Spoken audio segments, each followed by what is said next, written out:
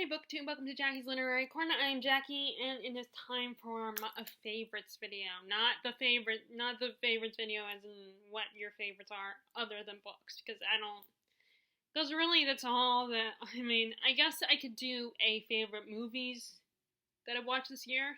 I could do that, if you guys are interested in that, I could do that.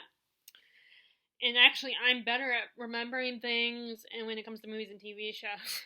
In all honesty, as much as I love reading. But, favorites is my favorite books of 2020, and I still do not like saying 2020, because then I keep thinking of Barbara Walters. So I have these just in a pile on the floor. So I hope that this is gonna tick me. I don't have it organized, but I do have this. My list.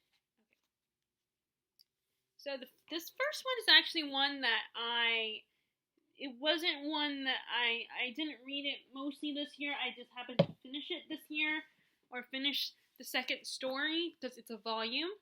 The Ryria Revelations, Theft of Swords, Volume 1. The second one being Rise of Empire, and then Heir of Navron is the third one. It has, basically each volume has 2 novellas in it. And I believe originally this was published as an ebook. This is such a fun story. It's not a literary masterpiece in the fantasy genre, but it's still so fun and thrilling. It's just a fun story about these two guys, Hadrian Blackwater, I think that's Hadrian, and Royce Melbourne, and they are skilled thieves. And in the first story, they are hired to steal a sword that they're told does not belong to the person where the sword is located. So they end up stealing the sword.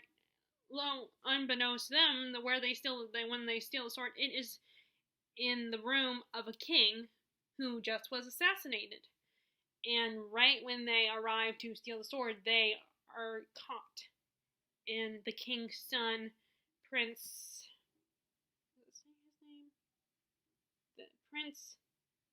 Arik, I think that's his name. It's been a while since I read it. Does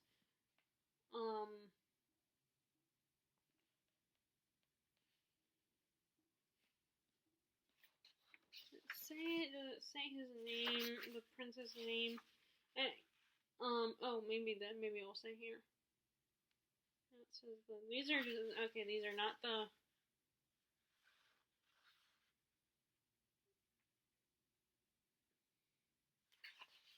It doesn't say. I think it's Arik. I think the name is Arik, and Prince Arik, and he has them arrested. But his sister Arista knows differently. She knows that these guys were framed and set up to look like they were the ones who killed their father. So she sets them free and makes a deal with them to take her brother to break out her former teacher. I think he's like a wizard or a sorcerer, out of a very secure prison, and find some answers. And that's basically what the first book is about. And the second one is sometime after the events of the first book, where Royce and Hadrian end up helping this village. And of course, Hadrian has a heart of gold and wants to help these people, even though they're thieves. And Royce is, at first, he's reluctant to help, but because Hadrian wants to help him, he doesn't want Hadrian to get himself in trouble and get himself killed, he agrees to help. And I believe it was like some kind of monster or some kind of creature was terrorizing their village. But oh my god, I love this story. Mostly I love it because of the friendship between Hadrian and Royce. It's so fun, and just the adventure in the story and the humor in the story. There's a lot of sarcasm and sassiness from these two guys, and it's also like the kind of that story of the trope of the hero with the heart of the thief with the heart of gold trope. I love that trope. And they're just fun stories, and they're very easy to read. And their friendship reminds me of Jean and Locke from the Gentleman Bastard series, which I will be talking about one of the books from that series in a little bit. But these are just so fun and thrilling, and I was so engaged. I wanted to know because there's this whole mystery of the heir, which is gonna. I guess the third one's gonna be focusing on that, the missing heir of Narvon, and I have theories about that, and the whole just. And there's there in the second novella, there's a bit of a secret revealed about a character. I'm very intrigued by all the characters. It's just fun. It's such a fun one. It's it's not, like I said, it's not a literary masterpiece. It's just fun. And it is. I would say it's PG or PG-13. I think it's either PG or PG-13 if you're going by movie ratings. As far as probably PG-13 because it does have action scenes and there's probably there's blood and stuff. But it's not that bad. It's not and I don't remember if they use curse words or anything as bad as the F word or something. But yeah, this is fun. It's just fun, and I definitely, if you're just looking for a good time, check it out. Oh, and there is a spin-off series. I think it's a prequel series, about before this time period. Okay, so the next one, let me see if I can find it here. I'm trying to do this in the order I wrote these down. But they are not in the order of how much I love them. I don't love, it's not that one's my least favorite one because it's not. I just wrote them in order that I remembered them. So next is Spinning Silver. Now, I still prefer Uprooted over Spinning Silver, but Uprooted was a reread this year. I did reread it, but it was a reread, and I'm not counting rereads on this list of favorites because it's the fact that I'm rereading it. Unless I'm just rereading, there's only two reasons I reread a book. One is because I want to see if I still like it, and maybe I want to, give it another shot. If I decide to DNF it at the time, I'm going to give Treasure Island another shot, or I absolutely loved it, and it's been so long since I read it, and I want to reread it. So they're not on this list, but I did love. In fact, I actually have two Niobe Novak books on this list. I love Spinning Silver. This is a retelling of Rumpelstiltskin, although I would say a very loose retelling. You have three main female leads. Miriam, I don't remember the other two girls, but which I feel bad, I should remember their names. But Miriam, and she is the daughter of a money lender. Money lender. And her dad is not very good at his job. He's kind of the George Bailey of her village. If you've never seen Once Over, watch It's a Wonderful Life. You don't get why I said that. But and their family is not, because of that, their family is not doing well. So she decides to learn her father's business and take it over, and she ends up being really good at it. The problem is that people find her parents don't approve of her being, hard on their neighbors, and they don't like her either, and so it kind of puts her in a negative light among her family and the villagers. But it's making them sure they survive and that they get by in the world, because if her, and so the fairies of this world find out. The Winter Prince finds out that she is good at that she's really good at spinning gold into silver, and he decides to take her on and is if you can make all this gold into silver, then you will be my queen. And of course she does not like that, but she ends up living, but she has no choice, because at least it will give her security, and maybe it will make her family rich as well, and they are also fairies, so it's kind of hard to turn down a fairy, because fairies are not a little slightly feisty and, sweet and magical. They are dangerous and deadly, just kind of a good Holly Black's version of fairies is a lot like these fairies. And so she ends up, and meanwhile, there's the other two female leads. One of them is a girl that her father's abusive. It's just her and I think she has brothers. And her father, she ends up getting, just to get away from her father, she ends up working for Miriam as her assistant and this is before Miriam is taken to the Fae. And, she ends up helping her collect the money and all that stuff. And then eventually she, after her older brother murders their father, they are forced to go on the run and go into hiding in the woods. And they have to learn to take care of themselves. And and even though this is the favorite, there are stuff I don't remember everything. And then meanwhile, you have the other character who, she is being forced, this one girl who's, they're upper middle class family, a noble family, and she is being forced by her father to marry a prince of their kingdom, and it turns out he's not a nice guy. Not only that, he's a spoiled brat with a demon inside of him. So she figures this out, and she must fight off the demon, make sure she doesn't get captured, been taken by the demon. Like, she keeps avoiding the marriage bed and all that good stuff. And it turns out that, and eventually these characters cross paths in a very unique way. So it was really good, and a lot of people if they didn't love Uprooted, they love this book. But I still do prefer Uprooted over this one. But this one was still really good, and I like the fact that it was a Rumpelstiltskin retelling. And I thought it was such a really cool concept, and the world was so visceral, and you just get lost in the atmosphere of this wintry world. And this actually is very similar to another book that I'm going to talk about later. Like, the two of them you could compare the two of them as being very similar. And plus, what woman does not appreciate a strong female lead in their stories? And not just one, but we get 3 strong female leads that are very different people, but still strong and smart, and it's great. It's so fun. And plus, any story with Faye, I might check it out.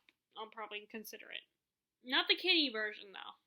I will want... that's kind of why I like Sarah J. Maas's books. I got into those in the first place, because it was Faye. It was awesome.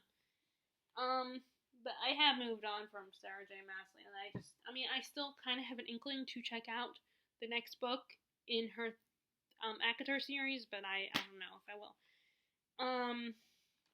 Okay, so next is, let's see, Red Seas Under Red Skies. This is, okay, so I mentioned I'm going to talk about this book. This is the second book in the Gentleman Bastard series. And it kind of picks up where the first one ended, where with the characters dealing with the aftermath of the first book. And Locke and Jean become pirates, but Locke is very bad at being a pirate, and he has a hard time following the pirate code and the rules and the superstitions and stuff like that. And there's a bit of romance for Jean, and it's so fun, and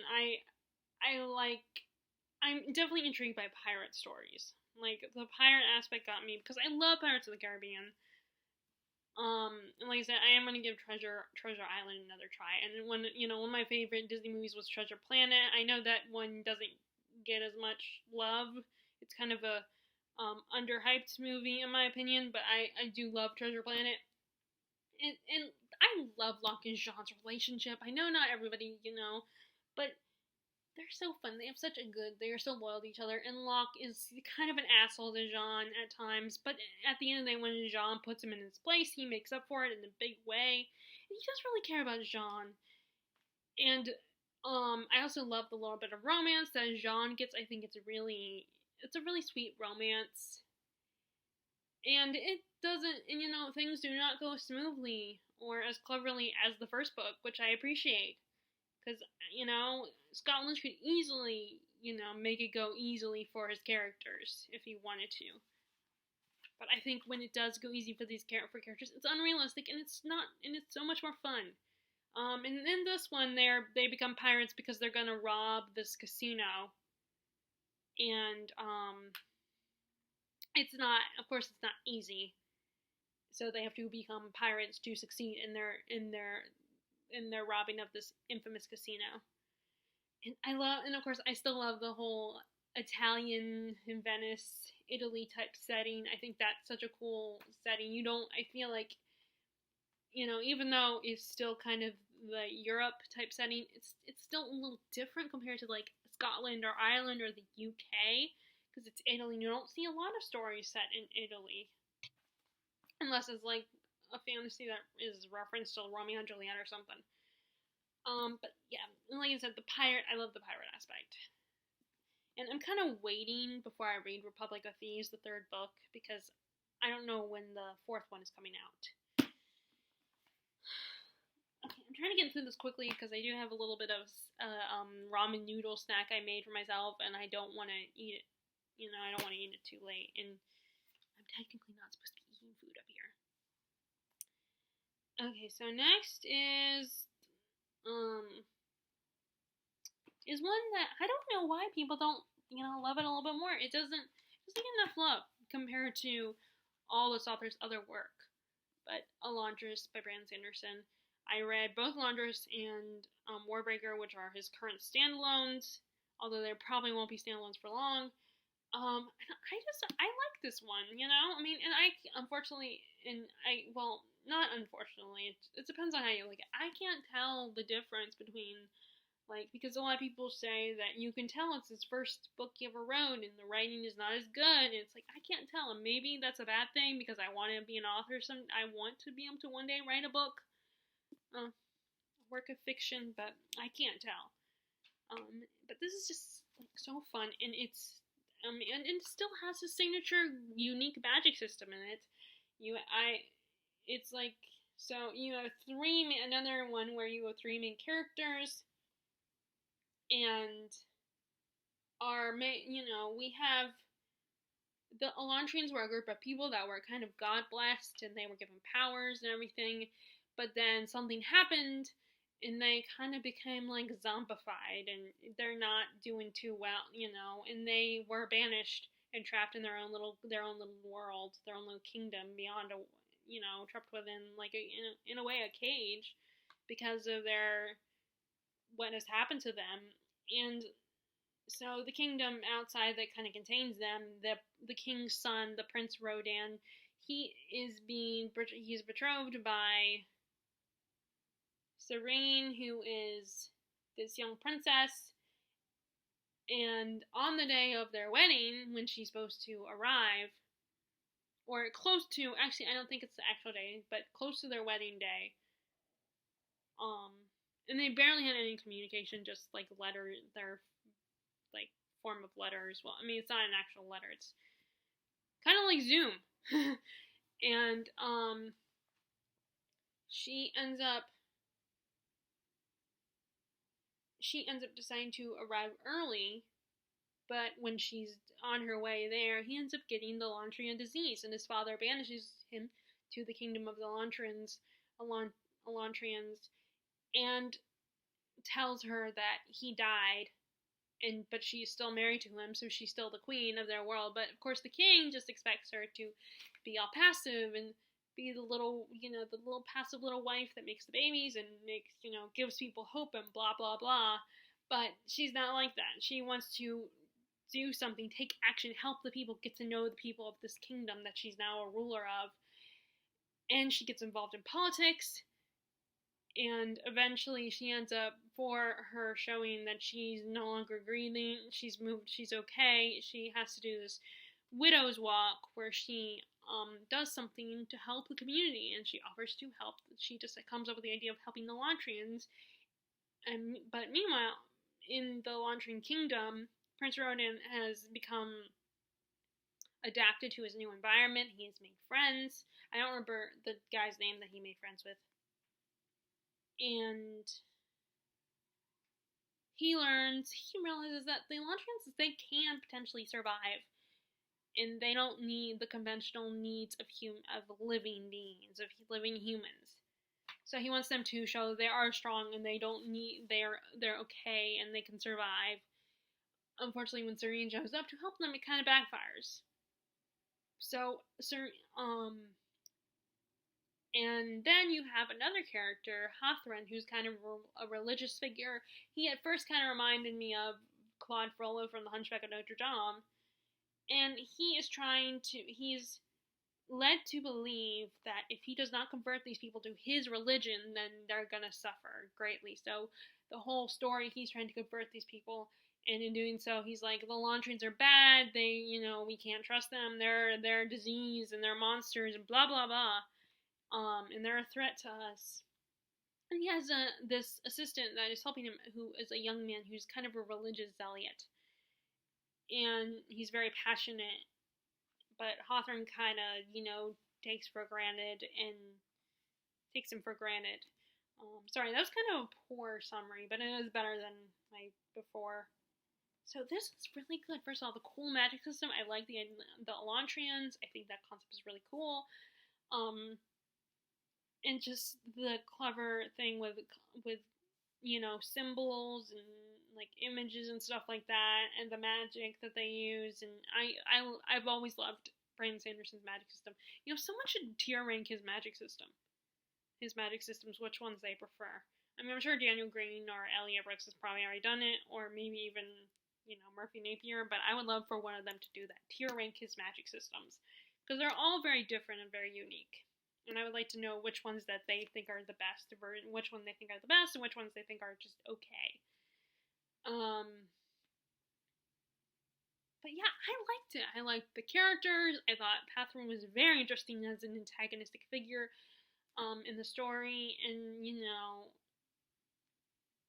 this romance was a little bit more intriguing than his romance in The Mistborn with Elle and Vin. Like, I think this romance was a little more compelling and entertaining. It was kind of one of my favorite types of romance, actually, where at first they don't like each other and they don't trust each other, but then they grow to trust each other. But yeah, this was cool.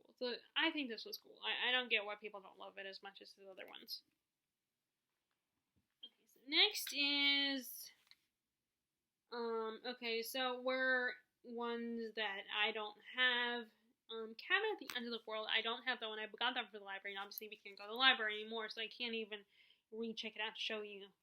And not like I would, because that'd be silly in my opinion. But this was a really good story, a very surprising story. It's this family of this gay couple who had adopted this little girl, and they're take as their daughter, and they're taking a vacation in the middle of nowhere in the woods, and all of a sudden, a group of people, these strange people arrive and talk to the little girl while she's out playing in the front yard, and tell her, and all of a sudden one of them tells her, I want you to remember this is not your fault what's about to happen. And I always say that because that's what April from Getting Higgo With always refers to that when talking about this book, that part. And they go, it turns out they tell them they are those doomsayers type people. The end of the world is happening unless one of them kills a member of their little family unit. And of course they don't believe them. I mean, who would believe that? And it's just crazy stuff goes down, and they show them how everything is falling apart, and it's so terrifying because you don't know if these people are crazy. Maybe this is really going on because of course it's a work of fiction, so maybe in this world it's really going on. But then it's like, how could you believe something like that, especially when they're asking you to murder one of your family members? It's like, you expect me to believe that the only way to save the world is if I murder someone I love more than anything? It's so scary, and makes you, what would you do in that situation? How would you handle? And would it drive you crazy? Would it mess with your mind? Would you believe them? I mean, I think most people would not believe them. But they showed proof. But then again, you can record things. You can DVR stuff, so they could have set it up too. So it's just such an interesting story, and kind of scary in a different kind of way, like a more nerve-wracking kind of way. It's like, the idea of someone experienced something so horrible that's not necessarily scary in the traditional, like, monster kind of way. It's just such an interesting book. It's by Paul Tremblay. It's really good, and it's not my usual read. I'm mostly a fantasy girl with some classics. It was still very great. It was still a good book, worth a read. Okay, next is one I do have, and that is, let me see if I can find it.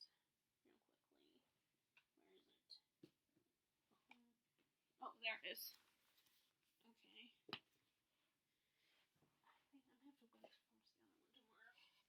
The Eye of the World by Robert Jordan, the first book in the Wheel of Time series. I have not read the second one yet, but I do plan to at some point.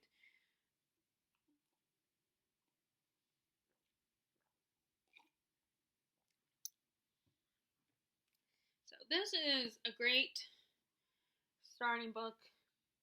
A lot of people compare it to Lord of the Rings because he was inspired by Lord of the Rings, but it's very different from Lord of the Rings. It's not exactly following the Lord of the Rings. It follows a similar formula, but it deviates from the Lord of the Rings formula. It's basically these people come to this sorceress, her, and her mortal companion show up in this village, and it turns out that they find out this farm boy is the chosen one, potentially, that could defeat this evil Dark Lord. And the idea is that in this world, when it comes to magic, only women can handle magic. Magic and all possessed by men, they go crazy, and they become, like, very evil themselves, and just men cannot. But there is this prophecy that a male will be the chosen one to defeat the evil Dark Lord and blah blah blah. And this was just so good and really interesting and really fun to read. Which makes me wonder if maybe I'm not giving Lord of the Rings enough credit and I could read it. But I did, again, as I always say, I listened to it on audiobook, so to me that counts. I took in the story. I may not have stared at the pages, but I still took in the story. But this was so good and so fun, and easily I could read. But yes, it does get wordy, and Robert Jordan does describe a lot of things that probably he didn't need to.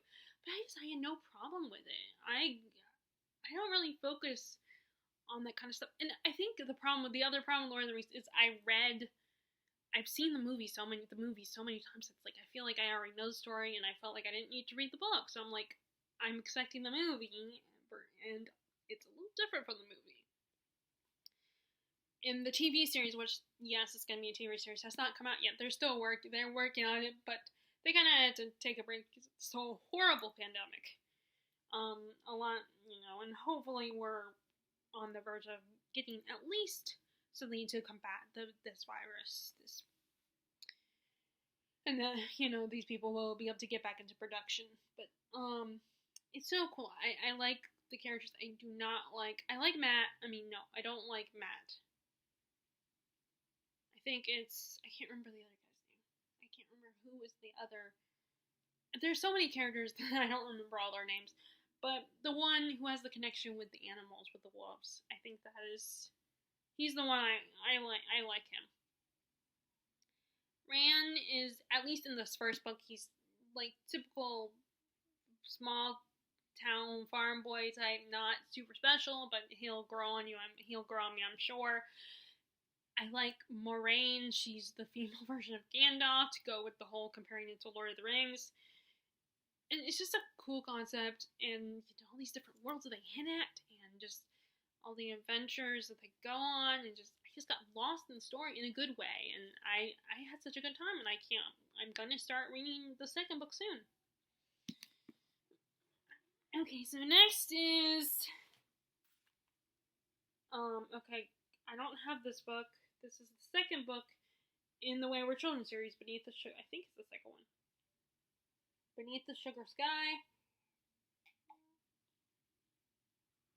Oh wait, no, it's the third one, I think. Yeah, the third one, because the second one I thought was okay. The second one was, I can't remember what it's called. But it's kind of a gothic Dracula, Frankenstein type world. Which I liked it. It's just, I prefer this Beneath the Sugar Sky and the In an Absent Dream. This is basically a series about a group of kids that, go into these different fantasy worlds like Oz or Narnia or Wonderland, and then they come out, they stay there for a while, but then they get kicked out. And there's a place, sort of a home for both those kids that got kicked out, that want to go back and feel like they belong there. It's like their home, other than that's not the real world. And then there actually is another school for people that were just traumatized by the experience, and it's not home for them, and they're glad they're gone, but they're still, struggling to readjust to the real world. I thought the first one was really cool. I liked the first book. I liked the second one, but the third and the fourth ones are my two favorites. Beneath the Sugar Sky involves a character that's introduced in the first book, and her child, her daughter in the future, and then, which I feel like that's not a spoiler because it happens you find out right away who this girl is. And it involves a candy type world, a sugary type world, and it's so, I like that. I love the idea of Candyland and this world. I think it's such a cool concept. It reminds me of, like, the Nutcracker, or, like, the game Candyland. I think that's why I loved it, because I love this world. And I loved the new main character. She's so pricky, and I can see also where she'd get annoying at times, but I still love her. And she's also very blunt. And then the next one was In an Absent Dream, which was really cool because it kind of, well, first of all, it made me think of a Charm, the original Charm show, an episode where they go to a demon market, where there's a demon market involved. I thought that was really cool, which I would love, if they're going to recycle some of the ideas from the original show, that's one of the ones I would love to see in the new show, the new Charmed. But anyway, we're not talking about that. That's a whole different video. Where another character that's introduced in the first one, we meet her and find out her story and the world that she belongs in. And it's kind of a world of logic and numbers and trading. And it's called the Goblin Market. And I thought that is another really cool concept that I really this market in this world where it's all about trade and. Okay, and then the next one, and I'm holding this because I don't have these books. I listen to them on audiobook via Libby. Next is On Writing, a Memoir of the Craft. And this is a Stephen King nonfiction. I've been wanting to read that, but I didn't know if I wanted to buy it or not. So I got it off of Libby, and it's so good. I know not everybody loves Stephen King, but he knows his stuff. And he was very blunt and very honest. It was also very entertaining. He had a lot of hilarious anecdotes. And just felt very personable as well, and it was easy to listen to, but he's not condescending. He's not like, you have to do this. It's more like he's recommending these things to you, and he's saying it would help, but no, you don't have to. It's your choice. That's the kind of feeling I got from this book when he was giving people advice. He wasn't acting like he knew everything or he was superior. He was just kind of giving us little bits of suggestions to help people if you want to become an author someday. And he's probably right, with some of these suggestions. And it's just so good. And like I said, even if you're not a fan of Stephen King as an author, still check out this nonfiction On Writing.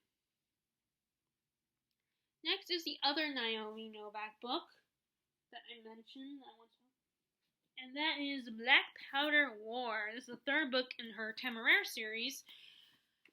So it's basically an alternate universe storyline where what if during the Napoleonic War we had giants. We had dragons. Why did I say giants? We have dragons fighting to help us fight in the war. And our main character is Captain Will Lawrence. He is a Navy captain, and him and his crew in the first book come across a ship and a Chinese ship. I think it's Chinese, and they are escorting an egg to Napoleon to take on his dragon. But Lawrence's crew infiltrates it and they steal the egg. And one of his crew will be bond with the dragon inside the egg, but what ends up happening is Will Lawrence himself accidentally bonds with the egg, and he becomes an aviator, a dragon rider. The first book is all about him training, adjusting to this. There's the last half is them going to war, and there's a little bit of tension between the the Navy and the aerial, the dragon riders, because they just have these negative opinions of each other. And it's so fun. I love Will's relationship with Temeraire. It's so sweet. Temeraire is like a little puppy dog. He's curious. He wants to learn things. He's excited. It's so fun. And then the second one, the Chinese decide they want their dragon back, especially because they know how to treat dragons well. So it ends up being a little bit of a snag in Will's relationship with Temeraire because of that. When Temeraire experiences what it's like in China, how dragons are treated, and it's still a really great book. It's still fun, and it was cool to see the Chinese culture, see a little bit of a different culture other than the UK. And then Black Powder War, they go to Istanbul, where they must. What does it say? I'm trying to remember.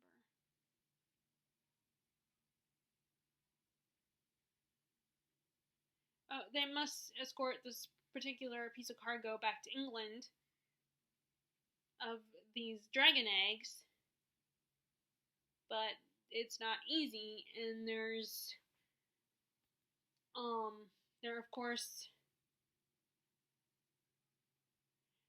an evil dragon trying to threaten their plans because, oh yeah, because something happened to her because Temeraire is partially responsible for her master's death. But I definitely like this better than Jade War, or Throne of Jade. Why did I say Jade War? I don't know what Jade War is referring to. But, Throne of Jade. Oh, I know, it's that one trilogy that Elliot Brooks was talking about. I've been hearing a lot about that trilogy, and she just did a review with, saying that she wasn't the biggest fan. But, it's so fun. Like I said, I love Will and Tamara's relationship. It's just such a fun story, and I also like the whole idea of the rights of dragons, and how important that is to Temeraire and how intelligent he is. He's not just a pet, and it's just fun. I definitely recommend the series, and it's an easy read. It's not that hard. Okay, next is something.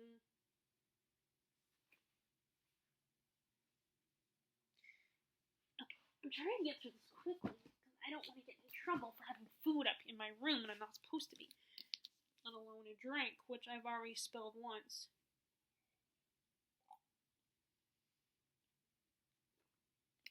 Something Wonderful. It's one of my few nonfictions I read this year. So I read quite a few nonfiction. I did terribly in nonfiction November. I only read not one nonfiction. And this, if you're familiar with musicals like Sound of Music in Oklahoma, Cinderella, then you will know these guys' names. These are the same guys who, wrote all those musicals. Richard Rodgers and Oscar Hammerstein. And it's about their partnership, how they worked together. You get a little bit of their career before they became partners. It's about the process of them writing musicals. Now, I do think this is a nonfiction that, it's not everybody's, unless you are a fan of these guys and their work and you're a Broadway nerd, you might not care about this. But it's so good to learn about all this history about these plays and how they were created, and learning about these guys, and it's an easy read. I really liked it. And like I said, it's more for people that are interested in this kind of stuff. I feel like that's how it is with nonfiction. It's why read a nonfiction book unless you're interested in the topic.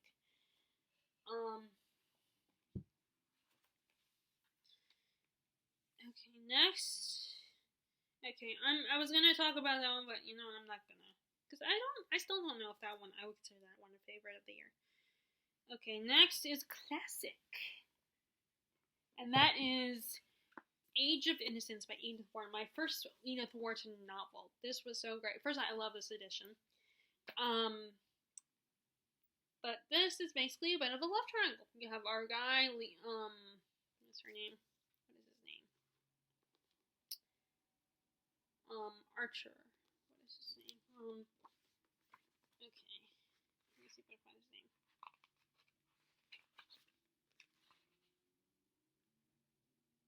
What's his name? Newland Archer. He's our main character. He's betrothed to a perfectly nice, lovely girl named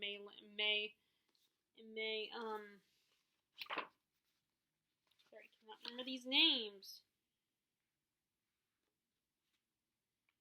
This,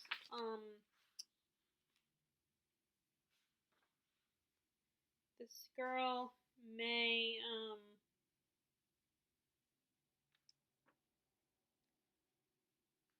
can't remember her name. Where's her name? Perfectly nice girl, but then he meets her cousin, who has a bit of a reputation. She wants to divorce her husband because she doesn't love him. They don't have the best relationship. And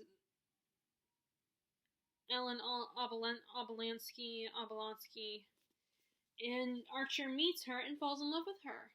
But he's engaged to the other girl, who is perfectly nice, and it's this complicated, dramatic love triangle where he kind of tries to have his cake and eat it too. And I just kind of like the soap opera genre. I'm not a big modern soap opera fan, but I love historical soap operas.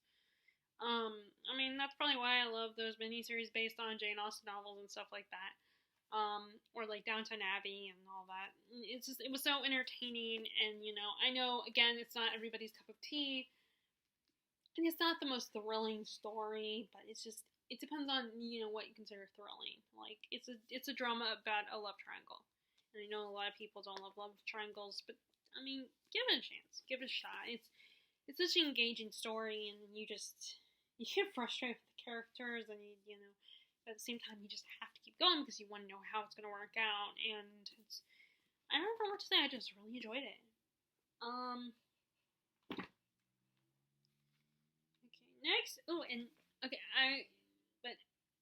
so this is kind of a preview of my Christmas haul because I'm gonna show you all the stuff I got for Christmas, but I'm not gonna show you next week because we're doing sort of another kind of Christmas with because my grandma, and we're going to play it safe, of course. We're going to wear a mask, wash our hands, and not be too touchy-feely with everybody.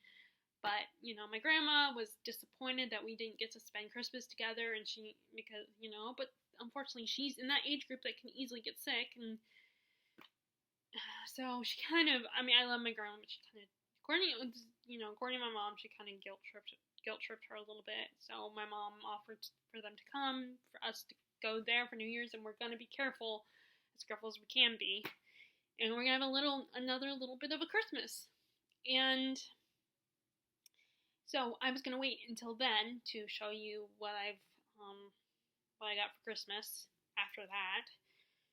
But I guess I'm gonna kind of give you a preview of some of the things I got for Christmas. Two of the things. So first is, yeah, okay. So I did put both of them on here.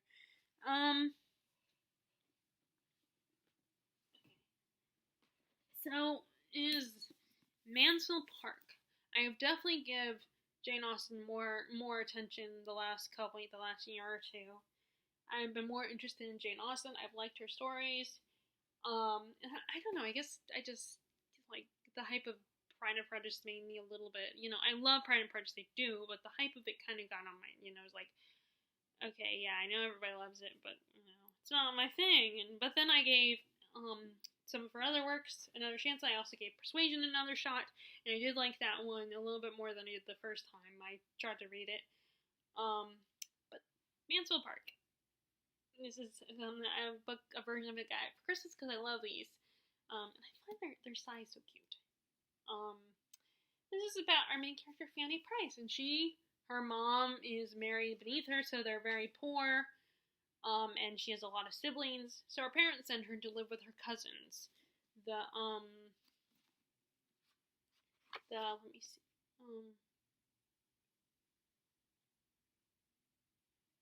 Her cousin, her relations, and I don't remember the last name. She's sent to go live with them. It doesn't even have the U.S. price on here. And they're kind of snobby, they kind of bully her, and she's, like, treated kind of less than and treated like a servant, but she forms a close relationship with her cousin Edmund, and eventually she falls in love with him as she gets older. But he doesn't seem to really notice her. He doesn't, she's invisible to him, he's still, not invisible, like, he cares about her and they have a close bond, but he doesn't see her in the way that she sees him. And eventually the family's life is turned upside down and corrupted by the Crawford siblings. I keep getting their names mixed up with the Crawleys.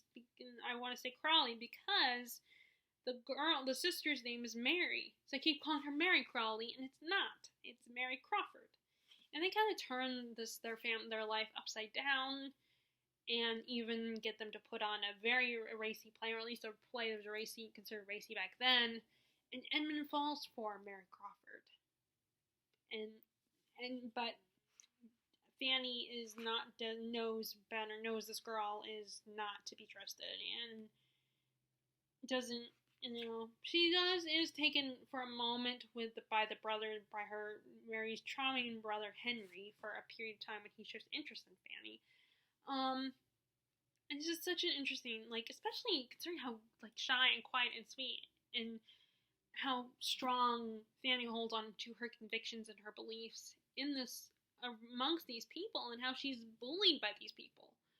And she reminds me of Jane. It's like if Jane still was living with I can't remember their last name, still living with her cousins. That's probably similar to what her life would be like. Would be similar to what Fanny goes through. Although at least Fanny had a companion with Edmund, even though he didn't feel the same way about her. But it was so good and so interesting, and I related to Fanny in a lot of ways. I feel like I've always been a very shy person like Fanny, and I think I would handle her situation the same way. And grasp whatever comfort and goodness I can get, from my relatives that treat me like crap. Especially her other aunt. Oh my god, there are so many times I want to slap that woman. I cannot stand her. I preferred the Crawfords over her. At least the Crawfords were somewhat interesting, even if they were a little bit manipulative. More than a little bit. But yeah, I love this, and I plan to reread this. Soon. Real soon. I don't know when, but soon. Okay, so next is, okay, this is one I don't have. I know I got rid of this one, because as much as I enjoyed the trilogy, I decided to donate because it's not my all-time favorite, but I did really like this last book, Finale, from the, Caravel trilogy, and it was so good. So much happened in this one. It was so entertaining. There was a lot of drama, and everything came together in one big, and oh my god, Jax as an antagonist, oh my god, he's so deliciously evil, and just, the fact that he controls people, it's so creepy, but at the same time so cool, so oh my god, you are such a great villain. And the relationship between the two sisters is so wonderful, and just what they go through so much crap, but their bond stays strong, and they're just, I love them, those two sisters. And just so much happens, and they finally find, and of course in the finale, everything comes together, they begin to understand more about their mom, and just, I love being part of the world of Caravel. It's so fun. And I also love the brothers, Julian and Legend, and I kind of spoiled you guys for that, but they're so fun, and that foursome is awesome. And even if Legend, you can't really trust Legend, he's a bit manipulative, but yeah, that one was great. Okay, so next is I'm gonna talk about Warbreaker, the other Brandon Sanderson current standalone. This was so cool. Again, another story about sisters, and again, a really unique magic system that involves bringing objects to life. They don't exactly become sentient, although there is a sentient object in the story. But there's also color involved, and there's gods. There's a character that doesn't want to be is a god, but doesn't want to be a god, and doesn't really believe in his what he is a god of. He's such a funny character, and I think he's the most beloved character in the story. I love the relationship between the two sisters, even though they don't interact except for in the beginning and towards the end of the story. But still, their loyalty to each other is really sweet and endearing. I love stories with sisters, especially because I am a sister. And just the politics and the intrigue, and like I said, I'm trying to rush through this because I want to eat that little snack, which now it's a little late. I should save it. I shouldn't continue with it. But yeah, it's so great. The magic system is awesome as always with Brandon Sanderson, and it's just great. I love it. Which I know I'm being a broken record here, but I'm not that hard to please. Okay, so next is... Okay, this one I couldn't find. I might still have it in the donation pile. And just because it's donated does not mean it's in the donation pile or went somewhere does not mean I didn't love it. Talking as Fast as I Can by Lauren Graham. I was a Gilmore Girls fan. I still love it. I haven't watched it in a while, but I did start it sometime a couple years ago. Either earlier this year or last year. I don't remember. Lauren Graham is so fun and charming, and when you read it, you definitely could hear her voice. Although a lot of people recommend listening to the audiobook. And, maybe I will someday listen to the audiobook. But it was so fun. And again, another nonfiction that was very personable. A deep dive into her world and what she went through to become a good actress and respected actress. And women go through a lot of crap just to be a good actress and just to survive this Hollywood. And it was so charming and funny, and it was a quick, easy read. If you're a fan of Parenthood or Gilmore Girls or both, then definitely check out her memoir. And she does have I think she read a memoir before that. Okay, next is... this is the sequel. I have not done the third book yet, even though it's finally out. But the sequel to Nevermore, The Trials of Morgan Crow. This is Wondersmith, The Calling of Morgan Crow. And this is really, really good. We finally see Morgan going to school, being part of the Wonder Society, going to school. And we get a little bit of her powers. She has powers, which I think was really cool. And it's also a little bit creepy. We get a little bit of a creepy element, or as creepy as you're going to get in a middle grade book. And... I like her interactions with her peers, and how there's a little bit of distrust, but they grow to rely on her and trust her, and they form kind of a bond between the two of them. And it reminded me of, and I'm going to say it because I know people have issues with talking about Harry Potter because of J.K. Rowling, but I'm going to mention, it kind of reminded me of the fifth Harry Potter book. I think it was the fifth, or it might have been the sixth Harry Potter. One of the fifth or the sixth Harry Potter book where everybody kind of turned on him and no one trusted him. It kind of reminded me of that with what Morgan goes through in this one, where no one 100% trusts her, and especially with what is revealed at the end of the first book. And it's just really such a really cool, and I was worried that I won't be able to handle it. It would be like a little bit too much of that kind of drama, but it wasn't. And I shouldn't have been surprised because it is middle grade, and I don't think they're gonna do it as bad as as a YA book with that kind of plot. So that's really all I have to say. I still haven't read Hollow Books, but I will read Hollow Books soon. I'll buy it at some point. I don't know when though. Okay, so next is another classic that it took me a while to finish, but David Copperfield by Dickens. I love this book. This is about this kid, David Copperfield, who I don't want to get it mixed up with that other one. And he goes back and forth between poor to being rich, to being poor to being rich. It's about his life and falling in love, and he keeps making mistakes, and just a coming of age story. It's a really good, a really good coming of age story. I mean, I know a lot of people, its biggest criticism is it's too long, but this is Dickens. Of course, it's gonna be a long book. unless he intends to write a short story novella. He's gonna write a big chunky book. I mean, the dude was gonna get paid by the word, so of course he was gonna write a chunky novel. And I know a lot of people say they could cut, but this was written like the 1800s, so of course he was gonna. But it's just like I said, a coming of age story. I definitely like it better than the other one. I can't remember what it's called. Great Expectations. I like this better than Great Expectations, in all honesty. You know, I don't know why, but I just do. I can't pinpoint why. But it's a coming of age story. I like David Copperfield a little bit. Although the kid in Great Expectations is more compelling and interesting in his flaws. And like I said, it's just a coming of age story. Like, it's just really interesting, you know. Sorry, again, I'm just trying to get through these so quickly, and before I get in trouble. So, I might, I'm just gonna go bring my food over here. I don't know if you guys will find that gross or anything, but I just.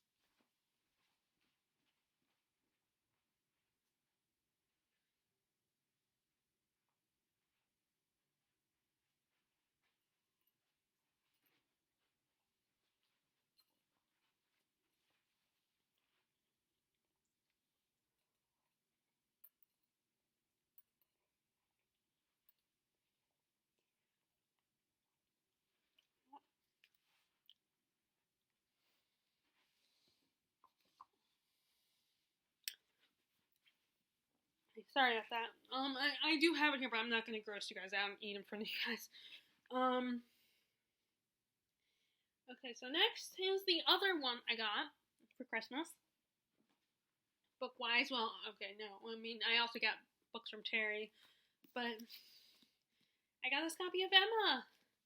I love, So Emma is another great Austen novel. It's about this woman, our main character Emma, and she's a bit of a matchmaker. She has a little bit of good luck with this one particular match that she predicts that they're going to end up married, and so she is convinced that she is a genius matchmaker. And she tries to match people up, and she meets this one particular young woman who they don't know anything about her parentage. They don't know if she's rich or poor, and Emma kind of takes her on as a protege. But her best friend, Mr. Knightley, does not think it's a good idea. He thinks that Emma is a bad influence. Even though they're good friends, he knows that Emma's not the best person, and he thinks that she is not, like I said, not a good influence on this young woman. It's all about her relationship with this young woman and trying to match her up with people and all the drama that goes along with it.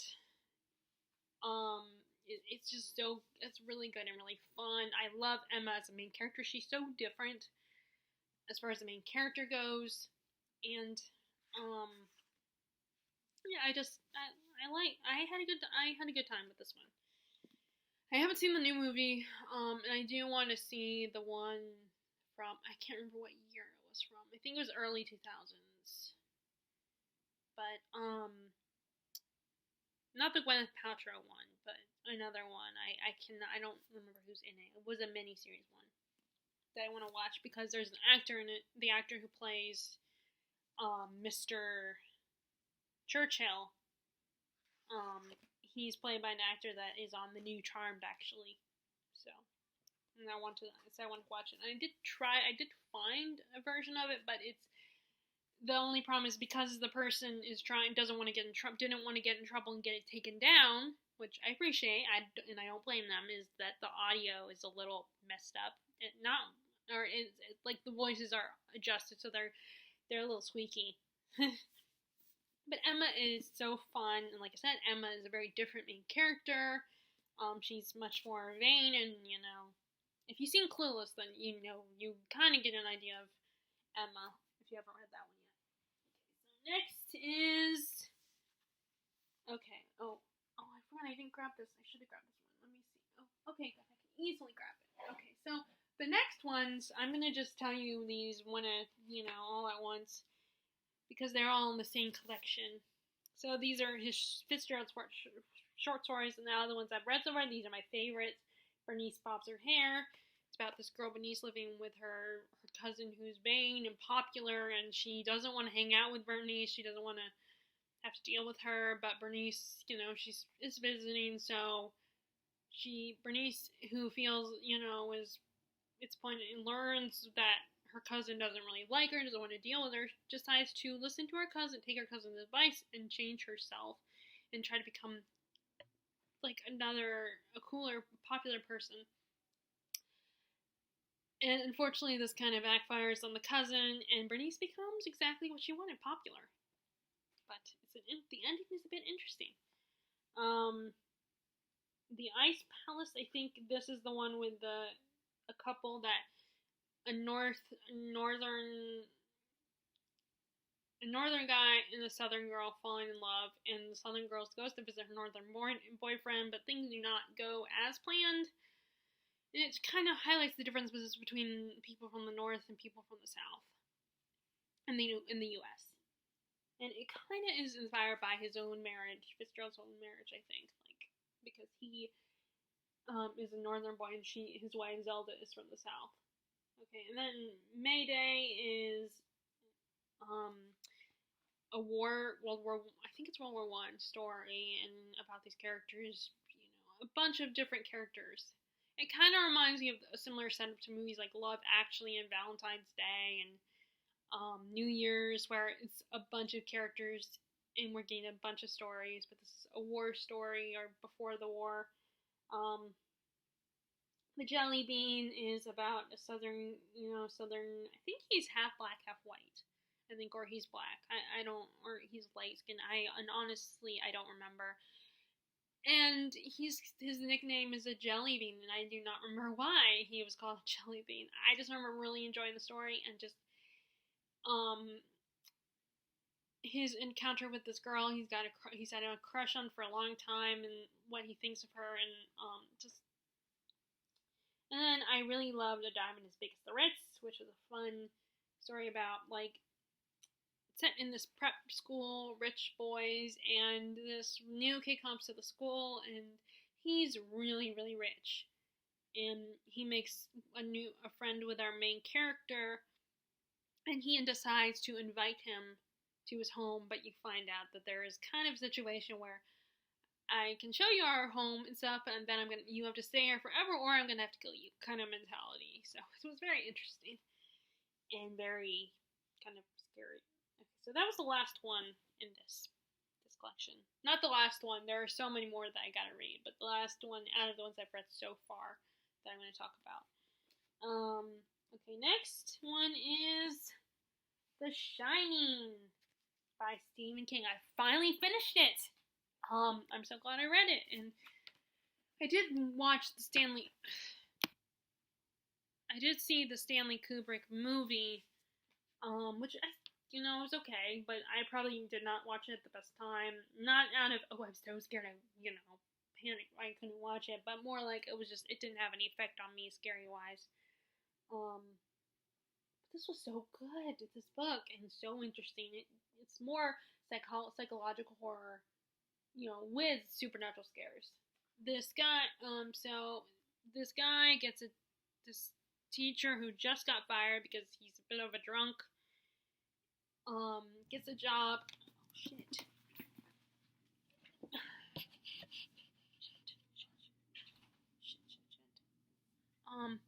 Sorry you guys, my mom just came home.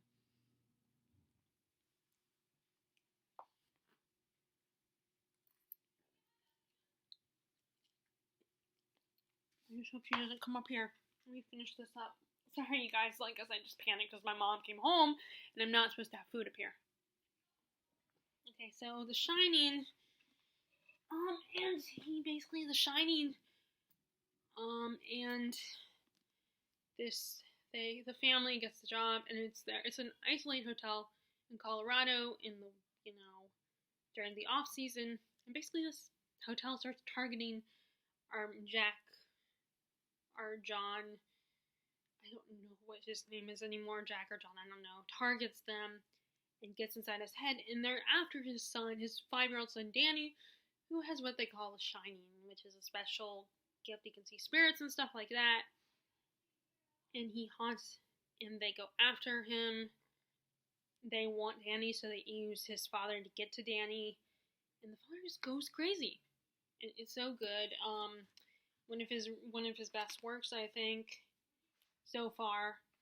It's just so compelling and so engaging and really creepy and just. I want to rewatch the Stanley Kubrick movie, but I also want to see Stephen King's version of his own book. It's so good. I definitely recommend it. Okay, next is next is I'm gonna talk about the Starless Sea.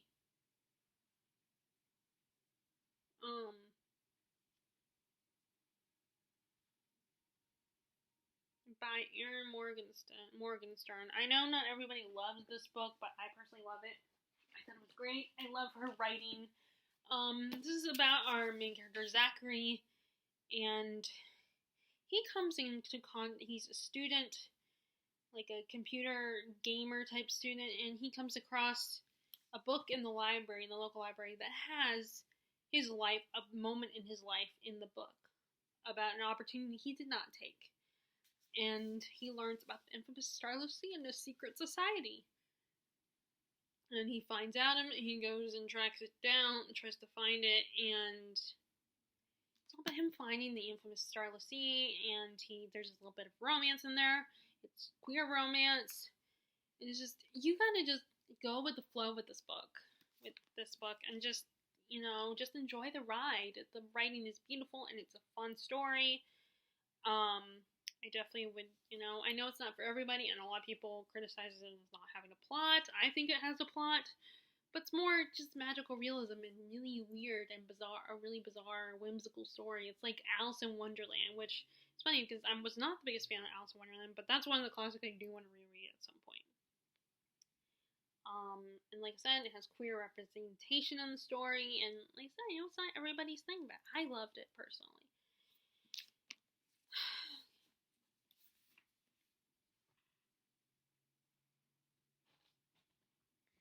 Next is, I'm almost done, thankfully. Next is the third book in the Farseer, the third and final book in the Farseer trilogy, the very first trilogy by Robin Hobb. Fitz is on his own in this one. This is our main character, Fitz. He is the bastard son of one of the princes, Prince Chivalry, and he can, talk. He has the wit, which means he communicates with animals, and can bond with them, but people fear that if you bond with the animals, you become more beast than man, which kind of does happen to Fitz, sadly. And then you have, but he also, because he is still part of the bastard, he is still part of this family, the Farseer line, he also can potentially get the whole, what is the other magic system called? I can't remember the other magic system. This other magic system, which is like kind of a mind melding thing. And I cannot remember not the wit, but the other one. I cannot remember what it's called.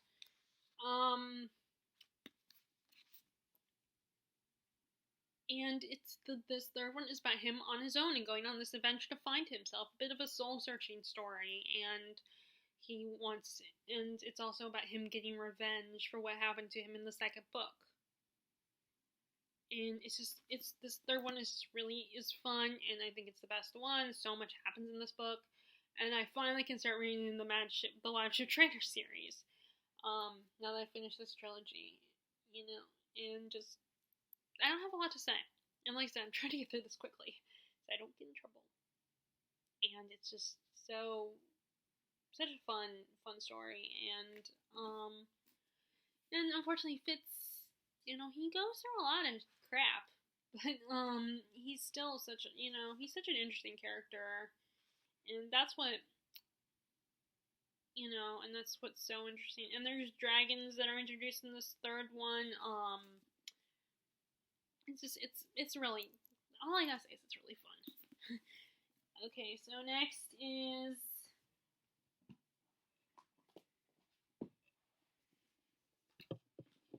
Julie Andrews' other book, Homework, her memoir about her Hollywood life. And again, this is nonfiction. If you're a fan of Julie Andrews, I definitely recommend checking it out. We get a lot of in-depth thoughts on her career in Hollywood and her relationship with her second husband, and her relationship with her family, and all the struggles she goes through, not just as an actress, but just as a mom and a wife. And it picks up with Mary Poppins. It's on music, so that was great to see a little bit of background on that. And I just, like I said,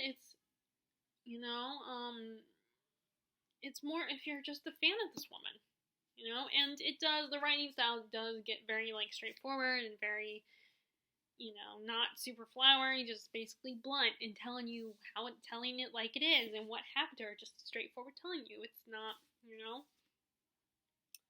but it's like I said, if you are a fan of this woman, I definitely recommend checking her memoirs out if you haven't already. Her first one is Home, which is about her Broadway years and a little bit of her childhood. And then this one, like I said, is her Hollywood years. Okay, so next is okay, so the next one is one I don't have. I mentioned it briefly.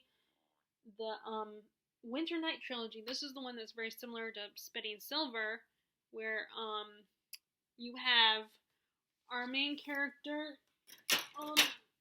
Vassia. Her mom died giving birth to her, and she is kind of destined to be chosen for a match by the Winter King of the Fae realm, but her father doesn't want that. Her father and the woman who kind of takes care of her, nanny, don't want that of her, and they raise her not knowing about it. And when she gets a little bit older, her father decides to remarry a Christian woman. And Christianity is brought to their village. And so all the gods that they worship are slowly dying, and Vassia might be able to save them.